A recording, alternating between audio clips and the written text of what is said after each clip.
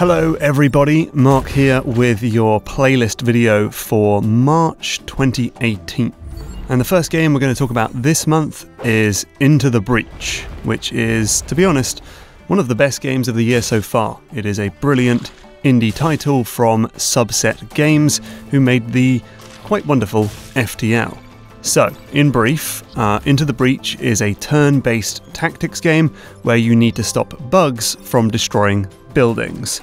It's got a taste of XCOM and Advance Wars in there, but changing the focus from kill all the enemies to withstand an attack makes it very novel and very different. And that's not to mention the most intriguing thing about the game, which is that it is almost entirely deterministic, and you're given almost perfect information. Let me break that down a bit. In terms of information, the game very clearly shows you what will happen in the next turn. Big arrows show you where enemies will attack, and a turn order shows you exactly when things will happen. There's not much randomness either. This isn't like XCOM where you have a 90% chance to land your attack. Outside of a few situations, you know exactly what will happen before you do it. And this is really interesting and different from most strategy games, including FTL, which had a lot of harsh, random rolls in there. So Into the Breach might lose a sense of surprise from being so deterministic, but it gains this very careful and considered gameplay of trying to figure out how best to deal with the situation that is staring you in the face. There's something very addictive about having all the information but still not being sure the best way to proceed. You can go really deep into different strategies and try and figure out the cause and effect in your head and then realise you've been staring at a static screen for 15 minutes. There's also a lot of fun stuff involved with pushing enemies about to make them attack each other or make them walk into a landmine, things like that. There's enough complexity in here to make up for the lack of surprising events. Also worth noting is the user interface. The team says they spent a great deal of the development time just on UI things, and it shows. The game is crystal clear and really lets you focus on making decisions. This game definitely won't be for everyone, but if you have at least a passing interest in tactics games, I implore you to check it out.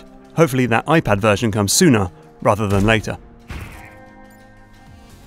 Okay, next up is Octohedron, which is the latest game from Square Enix's indie publishing arm, Square Enix Collective.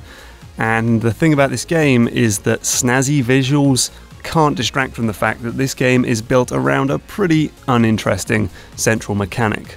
Basically, you can spawn platforms from thin air right beneath your character's feet, and you'll use this to make tricky jumps, protect yourself from enemies, and solve very simple puzzles.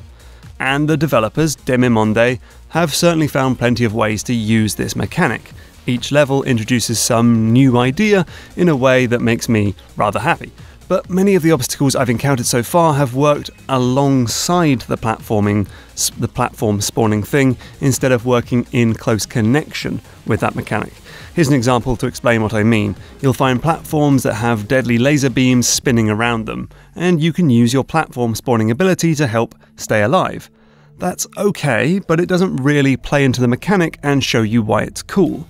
A better obstacle is a ledge that appears and disappears every time you spawn a platform. That really makes you think carefully about when and where to press the spawn button. I wish there was a bigger focus on that sort of stuff.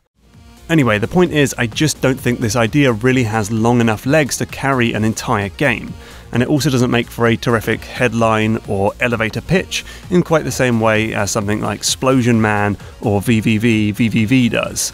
You really have to think about how you can sell your game in one sentence, and a platformer where you can spawn platforms doesn't really tickle my pickle. The game does look really nice though, with Geometry Wars style particle effects, a res-like way of tying music to action, and bright neon colours all over the place. But I think if you stripped all of that away, you'd be left with a fun game, just one that doesn't inspire all that much excitement. Okay, so next up is A Way Out, and I'm not sure exactly what I think about this game. To get you up to speed, this is the new game from the developer of Brothers: A Tale of Two Sons, but where that was a co-op game that you played by yourself, This is just a co-op game. You and a friend play as two convicts who will work together across split-screen images to break out of prison. And this generally involves a lot of finding and activating hotspots, doing quick-time events, and making small dialogue choices. It's got a bit of a Telltale quality to it, only no one plays Telltale games for the bits where you walk around, do they? Now the game is at its best when the co-op stuff really comes together. When you and a friend have to press a button at the same time to slam your shoulders through a door, or climb up a lift shaft together, or perhaps when one person is distracting a guard so the other can sneak around. But these events are actually quite few and far between, and more often you're both just doing separate tasks in pursuit of a shared goal.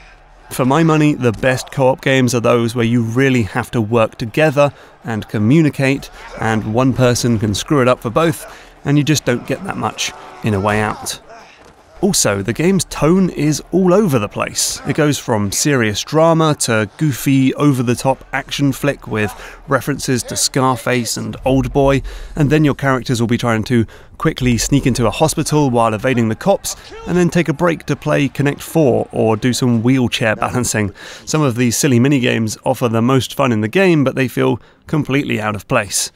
And I guess my biggest criticism is that the devs don't really do much with the concept compared to Brothers, which used its bizarre control scheme to deliver a beautiful gut punch moment. There's some stuff in A Way Out that you can hold on to, but nothing quite so powerful as Brothers.